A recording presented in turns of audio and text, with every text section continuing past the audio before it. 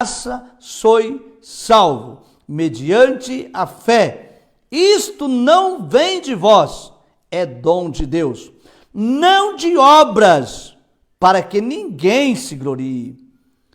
Pois somos feitura dele, criados em Cristo Jesus, para boa obra, as quais Deus de antemão preparou para que andássemos nela.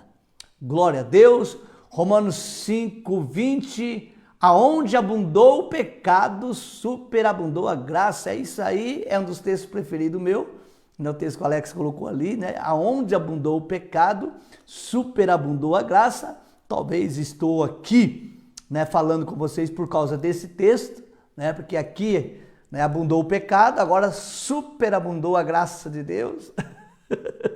E o apóstolo Paulo vai dizer que o amor de Deus é derramado em nossos corações. Que coisa linda. O apóstolo Riedenberg, ele diz que esse texto é uma expressão, é uma seguinte expressão, é como se uma gota do amor de Deus fosse derramada em nós. Que coisa tremenda, porque Deus, ele é amor. Quando Paulo diz que o amor de Deus é derramado em nossos corações, é justamente isso, né? Estávamos mortos em nossos delitos, em nossos pecados, por natureza, éramos filhos da desobediência. Fazia tudo que a nossa carne desejava, né? Satisfazia o desejo da nossa carne, mas o amor de Deus, a sua graça nos alcançou. Começo dizendo nessa mensagem, a palavra graça, ela significa favor imerecido. Esta é a explicação, né, da palavra graça no original. Favor imerecido. O que isso quer dizer? Tem muitas pessoas, né, agora me perdoa a colocação que eu vou colocar, muitas pessoas hipócritas na igreja, né? Há muitos fariseus na igreja. Há muitas pessoas malvadas na igreja, mal intencionadas, né? Pessoas ruins na igreja. Sim, na igreja. A igreja tem todo tipo de gente, meu irmão. Na igreja tem todo tipo de gente. Não se iluda achando que na igreja só tem pessoas santas. Não. Na igreja não tem só pessoas crentes. Na igreja tem pessoas boas, tem pessoas más, tem pessoas hipócritas, tem pessoas mentirosas, tem pessoas falsas, tem pessoas ruins, mas tem pessoas com coração gigante. Tem pessoas que são crentes de verdade. Tem pessoas que dão o verdadeiro testemunho do Evangelho. E essas pessoas é que merecem o nosso respeito. Amém? Por que eu disse? Por quê? Porque muitas pessoas, elas acham que elas merecem o céu por aquilo que elas fazem. Né? Porque são dizimistas, porque ajudam a obra, porque vão aos cultos todo domingo, porque elas não chegam atrasadas na igreja, porque elas levam uma vida de hipocrisia, né? Demonstrando ser uma pessoa fora da igreja, dentro da igreja, perdão, que lá fora elas não são, né? Dentro da igreja é uma coisa, na sua casa é outra, né? Dentro da igreja é uma coisa, no trabalho é outra, e passa aquela imagem, né, de um crente fiel, de um crente justo, né, de um crente verdadeiro, e elas até condena outras pessoas, né, pelas atitudes que as pessoas cometem.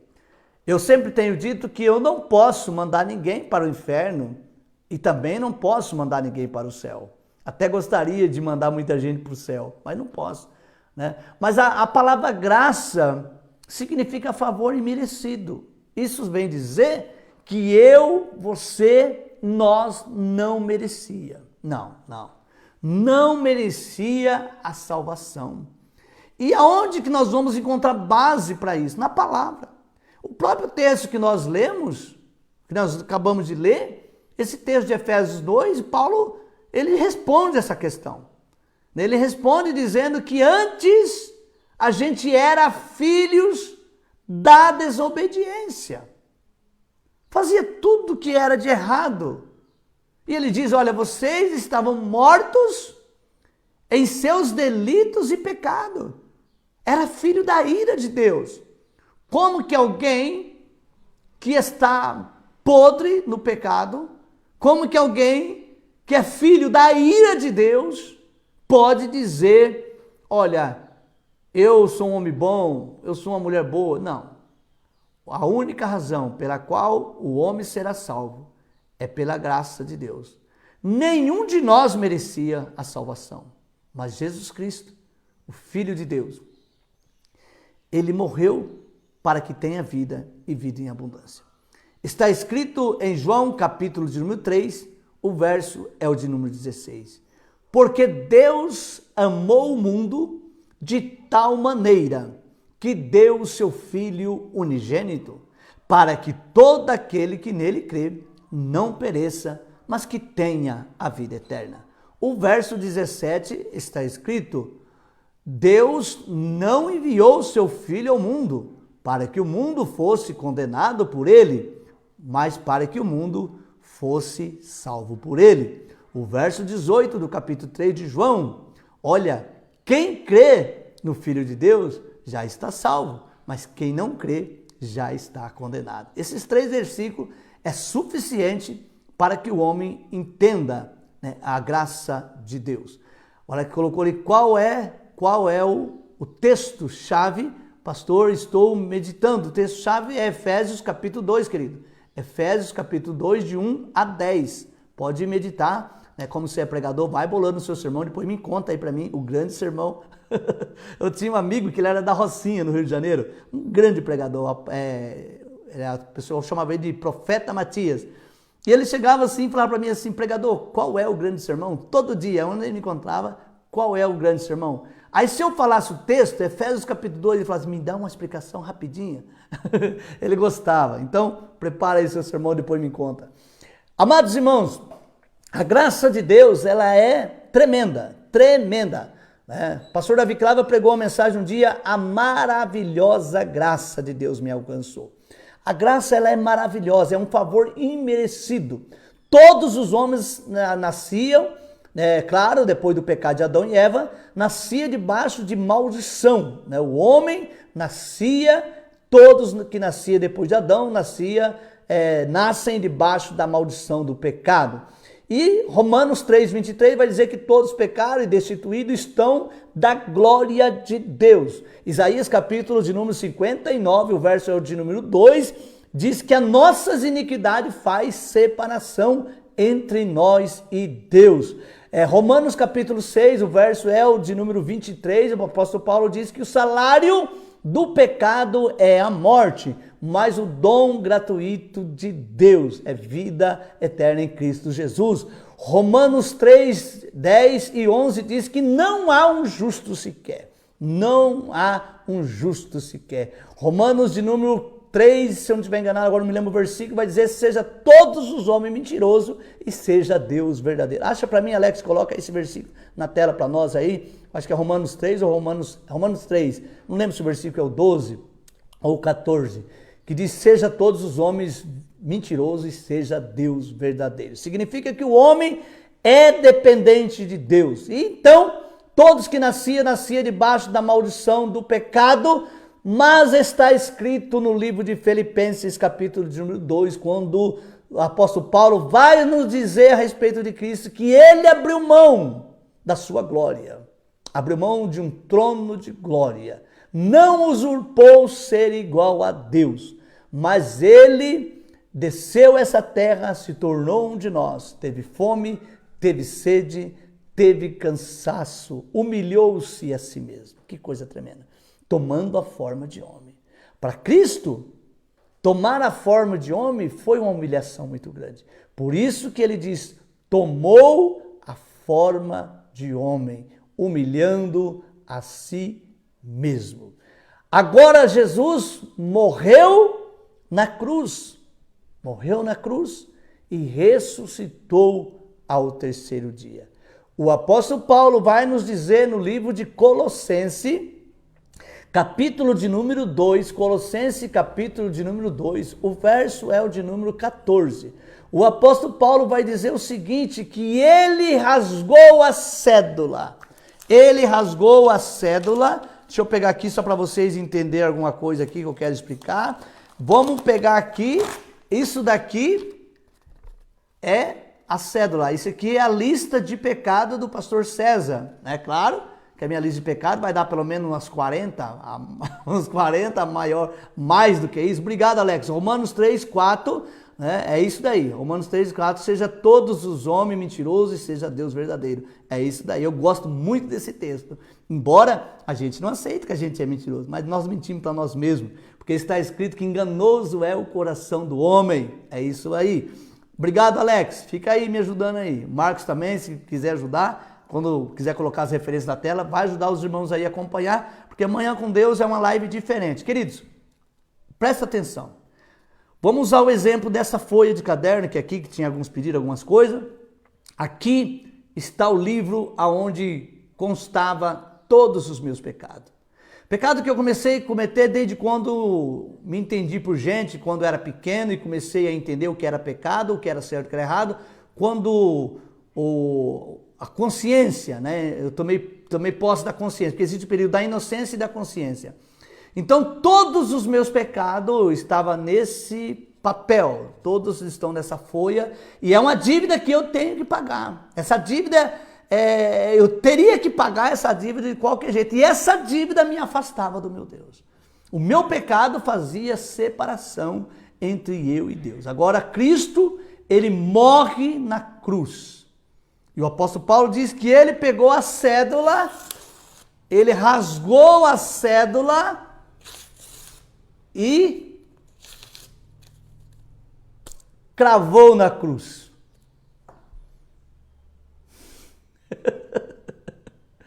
O que isso quer dizer? Não há mais dívida. É isso mesmo. Você pode estar aí falando, eu sou podre, eu sou um velho, eu sou pecador, eu sou isso, eu sou aquilo. Querido, abre a sua visão nessa manhã. O apóstolo Paulo diz que nós temos que abrir os olhos do nosso entendimento. Também temos que ter uma mente de Cristo, uma mente renovada, uma mente capaz de crer nas promessas dele. Todos os seus pecados foram perdoados na cruz. Todos os pecados cometidos que você cometeu foram cravados na cruz. Mas pastor, você não sabe o que eu fiz. E nem quero saber. Nem quero saber. Porque se você souber o que eu fiz, você nunca mais vai me ouvir. É isso aí. Se você souber quem eu era, o lixo que eu era, talvez você não me ouviria. Mas eu estou falando do poder da graça. O poder que a graça tem de transformar o ser humano. O poder da graça. Agora veja bem, ele cravou na cruz, não existe mais pecado. Ele perdoou o seu pecado, o meu pecado, lançou no mais profundo dos mares. E deles, presta atenção, você que o diabo está colocando culpa na sua mente, você é prisioneiro do seu passado, é prisioneiro do erro, é prisioneiro de um pecado cometido, presta atenção, ele já cravou na cruz, lançou no mais profundo dos mares e não se lembra mais.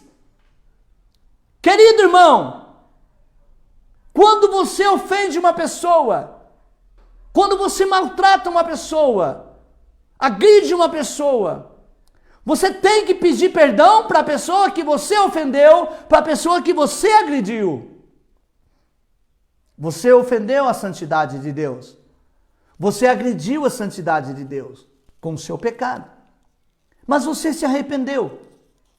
Você reconheceu o seu pecado, pediu perdão. E ele vai dizer, César, eu te perdoo. Eu te perdoo. Jeová, mas Jeová, fiz isso, fiz aquilo. César, eu te perdoo, porque eu entreguei o meu filho por você. Sim, o preço que eu paguei por você foi muito alto. Por isso, favor imerecido. César, você não merecia. Rapaz, você era muito sujo demais. Você era muito nojento. Você era muito podre.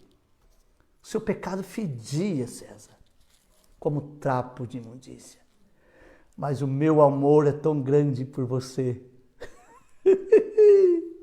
que dei o meu filho na cruz, ele morreu, pagou o preço pela sua redenção. Hoje nenhuma condenação há para aqueles que estão em Cristo Jesus, que não anda mais segundo a carne, mas segundo a vontade do Espírito. Isso é graça, favor imerecido. Ninguém merecia, eu não merecia, você não merecia. Mas esse texto de Colossenses 2,14 é fundamental. Ele cravou na cruz. Ele rasgou a cédula. No livro de Gálatas, capítulo 13, se não estou enganado, verso 13. Confere para mim, o Alex ou o Marcos, por favor.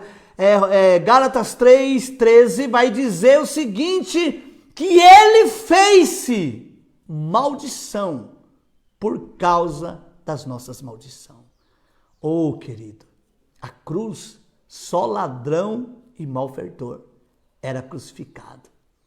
Era o pior castigo de uma pessoa, era morrer na cruz. Era um instrumento de tortura. Por isso que eu não gosto de cruz dentro da igreja, por isso que eu não gosto de cruz pendurada no meu pescoço. Respeito cada um, eu só estou fazendo um comentário, não quero aqui criar polêmica, né? Eu não gosto de cruz, não gosto de cruz, né? Não gosto, nunca pendurei uma cruz no meu pescoço, não gosto de cruz, não gosto de cruz dentro da igreja, né? Não gosto. Porque a cruz era um instrumento de tortura que levou o meu Cristo a tanto sofrimento. Mas, amados irmãos, o apóstolo Paulo diz assim, ele vos deu vida estando vós mortos. Isso significa que a gente estava morto. Morto. Quantas pessoas que encontramos pelas ruas, quantas pessoas no trabalho, até dentro da igreja, pessoas que estão mortas espiritualmente, pessoas que estão entregues a uma vida de pecado, pessoas que estão distantes. Obrigado, Alex. Romanos 3,13. Ele fez maldição por causa das nossas maldições. Não há mais maldição sobre você. Eu gosto também do texto de Romanos 8, né? Romanos 8, se não estiver enganado, o verso de número 2, que diz que nenhuma condenação há. Verso 2 ou verso 1, deixa eu ver aqui. Nenhuma condenação há para aqueles que estão em Cristo. Para aqueles que estão em Cristo, é verso 1, nenhuma condenação há para os que estão em Cristo Jesus. Se você está em Cristo, não há mais condenação. Ele vos deu vida, estando vós mortos em vossos delitos e pecados. Pronto. Não tem discussão. Ah, mas Deus é amor, Deus ama. Claro que Deus ama. Claro. Tem muita gente, Deus é pai, não é padrasto. Deus é nosso pai, Deus é um só. Claro, Deus é um só, Deus é pai daqueles que o invocam. Ele veio para os seus, o seu não o recebeu, mas todos quanto o recebeu, ele deu o direito de ser chamado e ser feito filho de Deus. João capítulo 1, verso 11 e 12. Agora, só se torna filho quando aceita a Cristo. Só se torna filho através da graça. Só se torna filho através de Jesus Cristo. E ele está dizendo o seguinte, que por causa desses delitos e pecados, por causa da prática do pecado, ele nos deu vida, estando vós mortos, estando vocês mortos nos seus delitos e pecado, nos quais andaste outrora segundo o curso deste mundo, segundo os príncipes da potestade do ar, do Espírito que agora atua nos filhos da desobediência. E o apóstolo Paulo diz que o Deus deste século cegou o entendimento dos incrédulos, para que não veja a glória de Deus. Tremendo esse texto. Porque o Deus deste século, segundo as Coríntios, cegou o entendimento dos incrédulos, para que não veja a glória de Deus. O pecado faz com que a gente fique cego, faz com que a gente não enxerga a glória de Deus, Mas isso é um princípio satânico, demoníaco, que cauteriza as pessoas, que faz com que a mente das pessoas sejam dominadas por força satânica. E o apóstolo Paulo vai dizer, entre os quais também todos andávamos outrora. Todos, ele está incluindo ele. Paulo era um perseguidor da igreja, um assassino em série. Paulo era um assassino em série, um perseguidor da igreja. Matava homens e mulheres, colocava na prisão, não tinha piedade. Era um perseguidor da igreja. Mas a graça de Deus o alcançou. Agora ele está dizendo que Paulo está incluindo ele. Mas Deus, segundo, verso 4, mas Deus, segundo a sua rica misericórdia, por causa do grande amor com que nos amou, olha só que coisa linda. Presta atenção. O apóstolo Paulo está dizendo que a gente estava morto em nossos delitos, em nossos pecados, segundo os príncipes da potestade do ar, do espírito que agora atua nos filhos da desobediência, entre os quais também todos nós andávamos outrora, segundo a inclinação da nossa carne, fazendo a vontade da natureza, da vontade da carne e dos pensamentos, e éramos por natureza filho da ira, como também os demais. O apóstolo está dizendo, olha, vocês faziam tudo o que a sua carne desejava. Vocês vivem na prática do pecado. O que é pecar? Pecar é errar o alvo. Esta é, quando você faz seminário, esta é a definição para o pecado. Pecar é errar o alvo. É justamente isso. Quando você mira numa coisa e você erra. Pecar é errar o alvo. Arrepender-se significa dar meia volta e voltar para trás. Voltar. Arrepender é voltar, reconhecer. Agora, amados irmãos, o apóstolo Paulo está dizendo que fazíamos tudo que os espíritos malignos nos influenciavam. Nós também, por natureza, era filho da desobediência, fazia a vontade da nossa carne, praticando o que era errado. A carne, ela quer o que satisfaz, ela quer o que é errado. A carne, ela quer pecar. A carne é uma luta, Paulo vai dizer em Gálatas, que é uma luta entre a carne e o espírito. O espírito luta para que as coisas de Deus prevalecem. A carne, ela luta para que as coisas que a satisfaz prevaleçam. E muitas vezes aí está o nosso maior problema. Nós não conseguimos definir o que é carnal, o que é prazer da carne, o que é pecado. Muitos dizem, não, mas isso não é errado. Por que não é errado?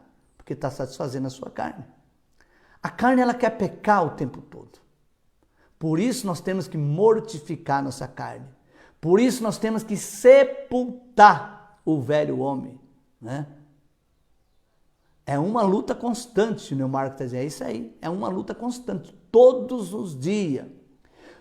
Eu vejo assim, Marcos, um texto muito tremendo que Jesus orou, dizendo, não nos deixe cair em tentação. Espera aí. Se Jesus, o Filho de Deus, ele nos ensinou a orar dessa maneira, pedir para Deus não nos deixar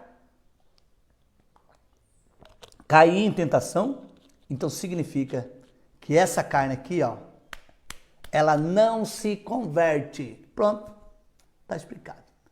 A sua carne, a minha carne, ela não se converte.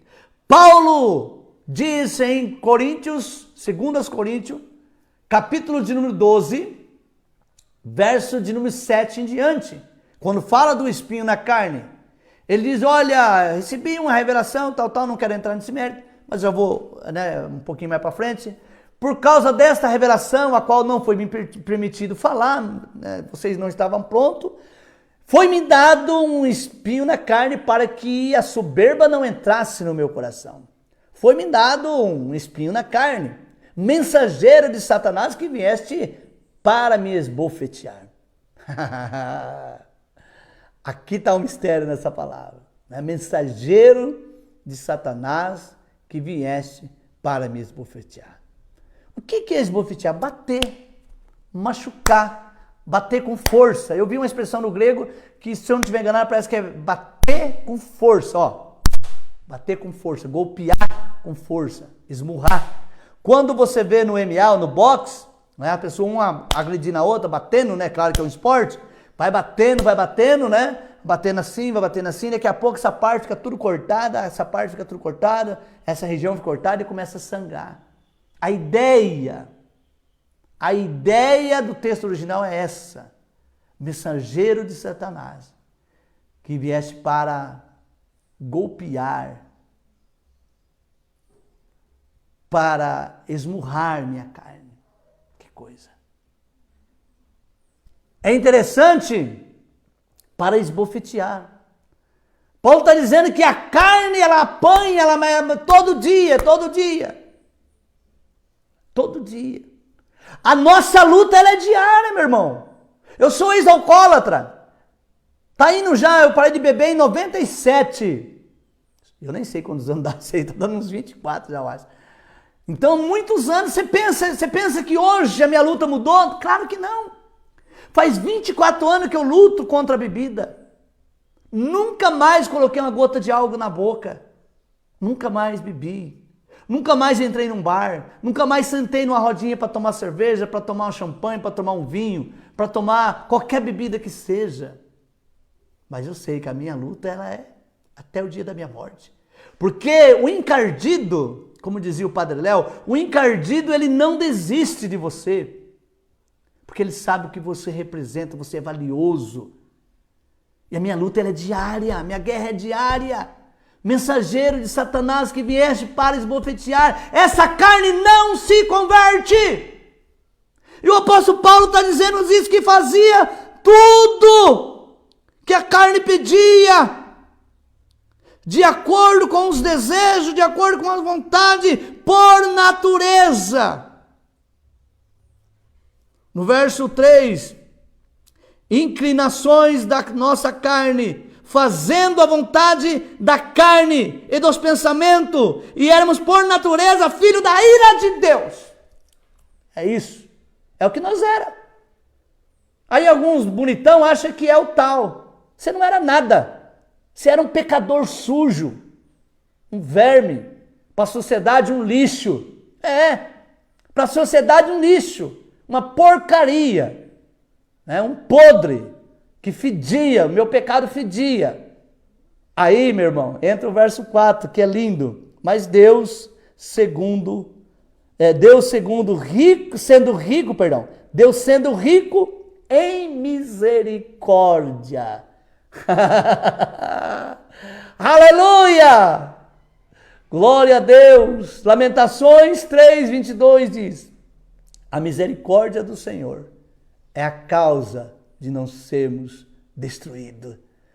Você já parou para pensar por que ainda você está vivo? Eu tenho uma pessoa aqui na cidade que ela tem problema com alcoolismo, toda vez que eu vou ajudar ela, ela fala assim, eu sou um lixo, não sei por que eu estou vivo. Você está vivo? Você está viva por causa dessa palavra. A misericórdia do Senhor é a causa de você não ser consumido. A misericórdia de Deus é uma expressão exata do seu amor. E ele vai dizer, o apóstolo Paulo, vai dizer o seguinte: mas Deus, sendo rico em misericórdia, por causa do grande amor, não é um amor pequeno, Jeremias 31:3 diz assim: com amor eterno te amei, e com benignidade te atraí. Gálatas 5:17, porque a carne cobiça contra o Espírito, e o Espírito contra a carne. É isso aí, é uma guerra, É uma luta diária. Diária. Você está no trabalho, meu irmão, você está em batalha, você está em casa, você está em guerra, você está na praia, piorou ainda, você está passeando. É uma luta, a sua carne não se converte, deixa de ser bobo, deixa de ser moleque. Não acredita, não cai nesse negócio, aí eu sou convertido. Mentira! Sim, é claro, os pensamentos sim, mas a carne não, ela não se converte. Às vezes, quando eu fico pensando em alguns episódios, mas por que fulano teve a coragem de fazer isso? Por que Davi teve coragem de fazer? Num tempo onde os reis subiam para a guerra, Davi resolveu ficar em casa. Por que ele resolveu ficar em casa? Carne. A carne desejou que ele ficasse em casa. Davi ficou em casa. Enquanto os reis estavam indo para a guerra, Davi resolveu ficar em casa. Resolveu satisfazer a sua carne. E o que aconteceu? A queda de Davi se deu por causa da sua carne. Salomão, um homem muito sábio, rico, tremendo. Salomão foi se empolgando e foi fazendo acordo dos políticos e foi fazendo acordo com mulheres, e cada mulher que ele fazia, casava, fazia um acordo político, ele levantava um altar e aquele ali ele não percebeu, mas o diabo estava corrompendo a sua fé, o seu relacionamento com Deus. Quando Salomão menos espera, ele já não era mais o mesmo. O seu coração já não era mais de Deus 100%. E tantos outros homens se deu. E a gente vai ver Sansão, um grande homem de Deus. E Sansão aos poucos ele foi cedendo o desejo da sua carne. A carne não se converte.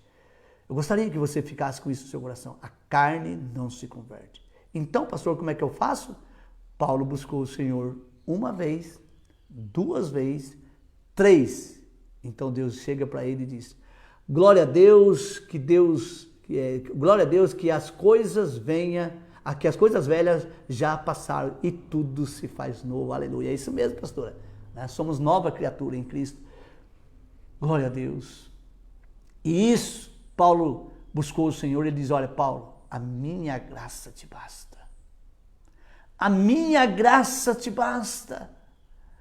Então ele diz: olha, eu me glorio então na minha fraqueza, porque quando eu sou fraco, daí eu que sou forte.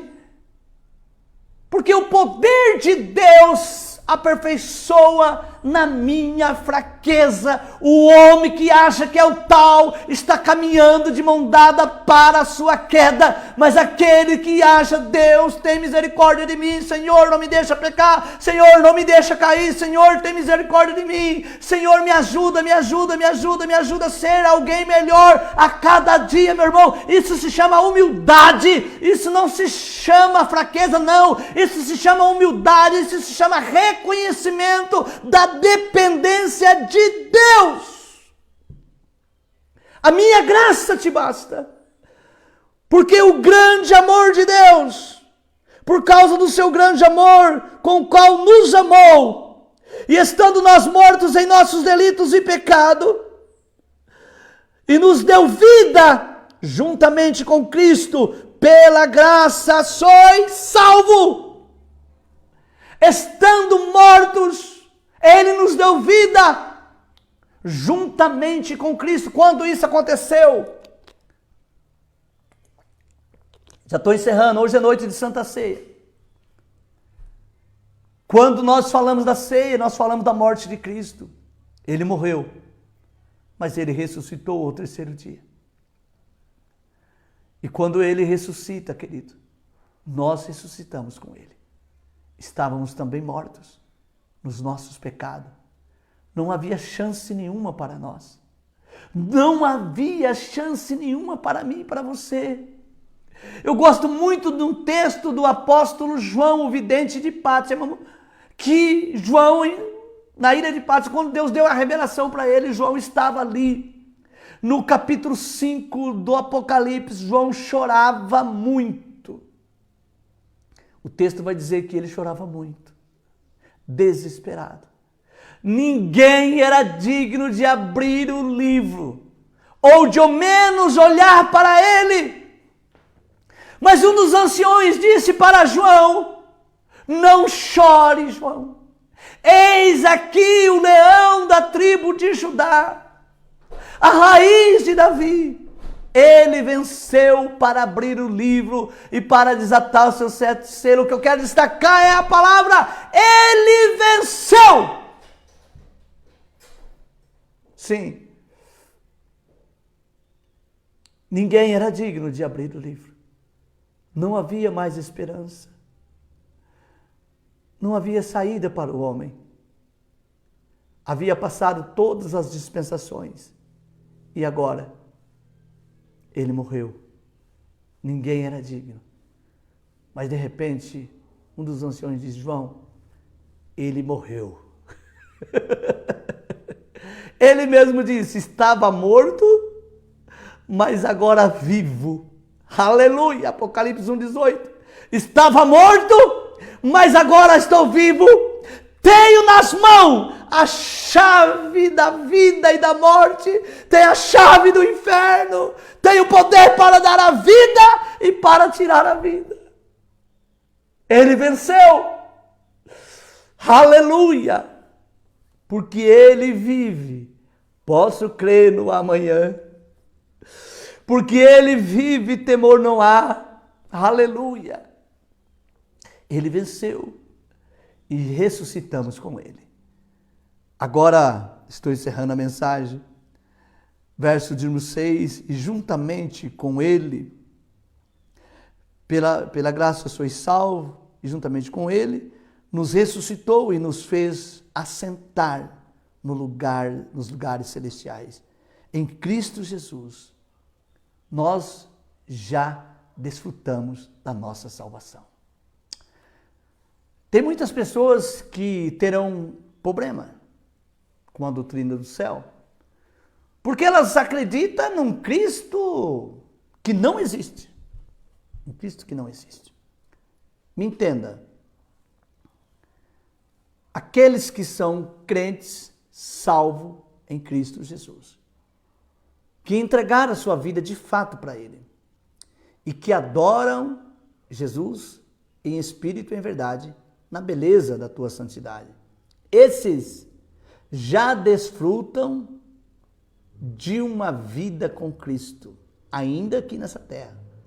Ah, pastor, mas aqui no mundo, sim, mas com Jesus é muito melhor do que sem Jesus.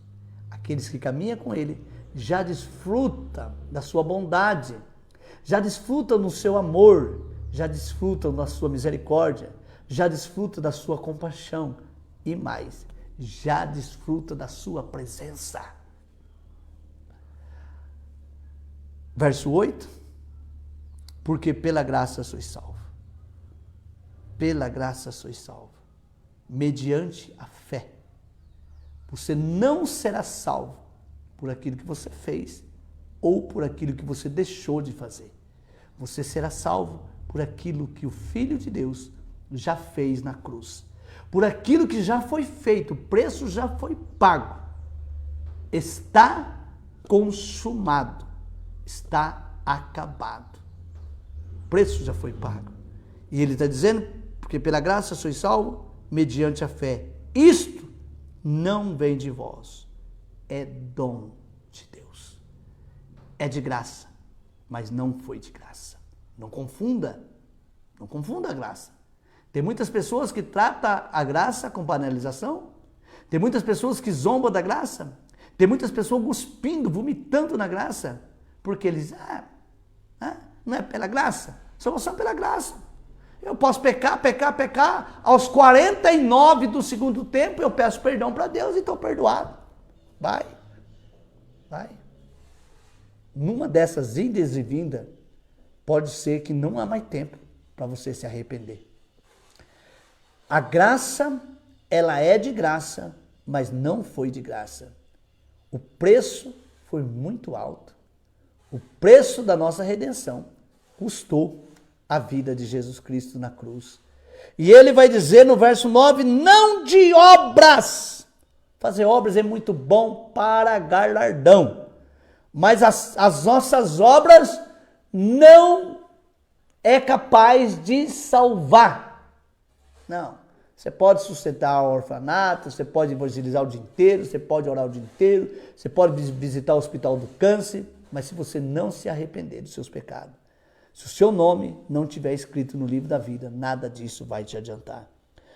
Verso 9 diz, não de obras para que ninguém se glorie, pois somos feitura dele, criados em Cristo Jesus, para boa obra, as quais Deus de antemão preparou para que andássemos nelas. Finalizo dizendo, a graça me salvou. Foi a graça de Deus que me alcançou. Eu não merecia. Mas esse amor é tão grande, querido. Tão grande. Um amor incondicional. Um amor incondicional. Eu fiquei apaixonado pela palavra de Jeremias 31:3. Com um amor eterno eu te amei. Que lindo, que lindo. Com um amor eterno eu te amei. E com benignidade eu te atraí. Esse amor nos atrai. Esse amor nos atrai. Não é um amor passageiro, quando a gente era adolescente, né? Amor de verão, amor de adolescente. Os adolescentes, eles amam, dentro de uma semana já não ama mais. Mas o amor de Deus não, o amor é um amor eterno. É um amor para sempre. É um amor que te atrai. Ele não te obrigou a você segui-lo. Não. Ele não diz, Ana, você tem que me seguir. Se você não seguir, você vai morrer. Embora sabemos que longe da presença dele não há vida. A vida só é possível com Cristo. Longe da presença de Jesus não há vida. Mas esse amor nos aproximou. Como é bom ser atraído. Uma vez, vou encerrar com esse testemunho. Eu ainda não era pastor, eu era diácono nessa época, eu estava chegando na igreja. Eu exerci o ministério também de evangelismo na igreja. E a gente fazia um trabalho chamado louvorzão. A gente pegava algumas bandas, até a pastora Ana vinha com o saudoso pastor Paulo, né, nos ajudar no louvorzão. Ele era guitarrista, o esposo dela era guitarrista. Aleluia, amor de Deus nos constrange. Deus é lindo, é isso mesmo, irmã. Deus é lindo, maravilhoso, guarda de Israel. E aquele louvorzão a gente fazia sempre, né? Às vezes nas quinta-feiras, às vezes nos domingos, à tarde. E muitos som pesado da igreja, com bateria, guitarra, e os meninos dançando e cantando. Tirava todas as cadeiras da igreja e ficava ali aberto, e o pessoal ficava muito à vontade. E tinha uma mulher que ela era espírita. E ela estava se tornando, a casa dela estava abrindo um ponto de macumba. Já estava se tornando um ponto de ritual na casa dela. Então, algumas pessoas vinham fazer bruxaria ali. E ela foi se aprofundando dentro disso. E Deus tira a trave dos nossos olhos, meu filho e neto. Em nome de Deus, amém. Que Deus abençoe minha irmã Mari Ferraz, de Minas. E então, queridos, um dia ela foi num louvorzão. Apareceu lá no louvorzão. E estava muito endemoniada, mas muito, muito endemoniada. Para vocês terem uma ideia, os demônios eram tão fortes na casa dessa mulher que ela tinha um cachorro Dober. E esse cachorro ficou 3 dias endemoniado na cama dela, ninguém entrava no quarto. Ele sentado na cama dela, deitado, e ninguém entrava no quarto. E eu com o pastor Luiz fomos lá para orar por esse cachorro. Meu Deus do céu, que experiência. Após nós orarmos, o cachorro, então saiu do quarto, saiu chorando, uma experiência que eu tive assim tremenda. Só contando, muitas pessoas não vão acreditar. Mas estava eu e o pastor Luiz nessa diligência pastoral. Mas um dia essa mulher, ela foi no louvorzão e ali começou a dançar. Lembro do louvorzão, meu marido amado, amor eterno que agora louvam no céu. É assim. O pastor Paulo, a imagem que eu tenho do pastor Paulo, ele suado, o cabelão dele, e a guitarra assim, suor caindo, e a guitarra ele tocando. Naves imperiais. Somos como naves imperiais, a serviço do nosso Deus. Lembro. E o Jaime converteu na pregação do pastor Paulo, o Jaime, meu irmão. Então, queridos, ali ela participou do louvorzão, no domingo ela veio no culto e foi vindo, menos de um mês o meu sogro, o pastor Luiz, batizou ela. E quando a gente foi fazer a profissão de fé, né, foi conversar com ela para saber, né, o que levou essa mulher a se aproximar da igreja. E ela disse, olha, eu escutava o louvor de vocês todos os dias, nos ensaios, nos trabalhos que vocês faziam de louvorzão, e tinha uma banda muito desafinada. E eu queria saber quem era essa banda, eu fui lá para me ver de perto essa banda. Mas na verdade, não era nada disso. O amor de Deus o atraiu, através da canção, através da música, através das mensagens, através do Espírito de Deus. Você está hoje com essa aliança tão linda com Deus, porque Ele te atraiu. Finalizo em João, capítulo 15, verso de número 16. Não foi vós que me escolheste a mim, mas eu vos escolhi e vos designei para que vades e dei fruto, e o vosso fruto permaneça em vós. Não foi você que escolheu a Ele, mas Ele quem te escolheu. Em meio a uma grande multidão, Ele te escolheu. Que Deus te abençoe, querido. Que a boa mão de Deus esteja sobre a sua vida. Lembre-se, a graça de Deus me salvou. Favor imerecido. Foi Ele quem te escolheu. Ele te quer bem pertinho dele. Se ainda não é um cristão, eu sou católico, não estou falando de religião. Eu sou evangélico, não estou falando de religião, estou falando de Cristo. Se você ainda não se arrependeu dos seus pecados, se você ainda não entregou a sua vida para Jesus Cristo, nesta manhã, você tem a oportunidade de dizer, Deus, me perdoa. Me perdoa pelo pecado de idolatria que cometi. Me perdoa pelos pecados que cometi, Senhor. No alcoolismo, na bebida, na prostituição, na desobediência. Às vezes nada disso você fez, mas ainda não se arrependeu. Meu irmão, pessoas boas também irão para o inferno. Sabe, pessoas boas também irão para o inferno, porque não se arrependeram. Não se trata de ser bom ou de ser ruim, se trata em rejeitar ou aceitar a graça de Cristo. E você tem a oportunidade nesta manhã de receber a graça dele e dizer, Deus, eu te aceito.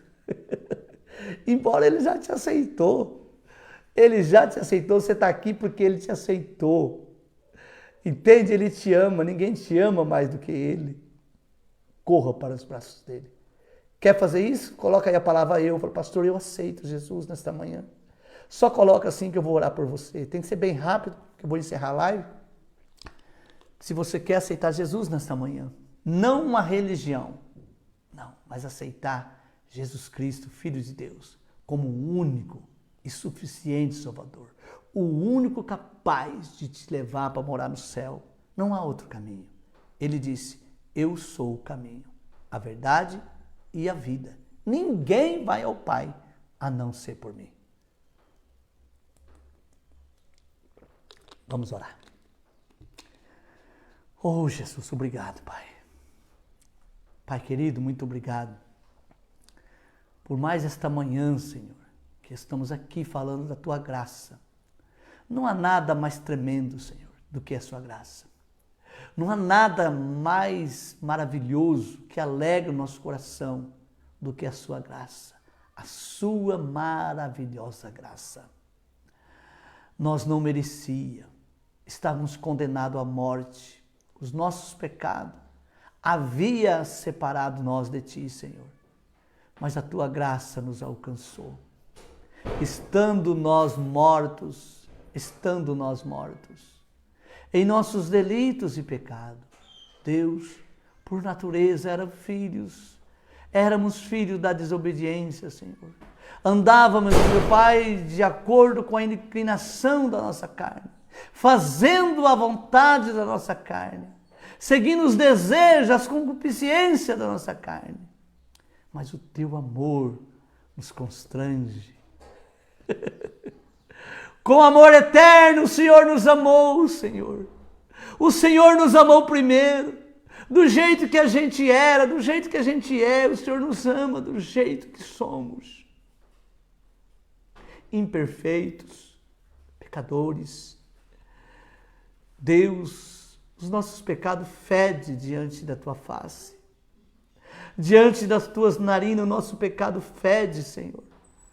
Mas o teu amor é tão grande, capaz de nos amar. Quantas vezes Israel pecou? Quantas vezes Israel cometeu pecado de idolatria, Senhor, de traição?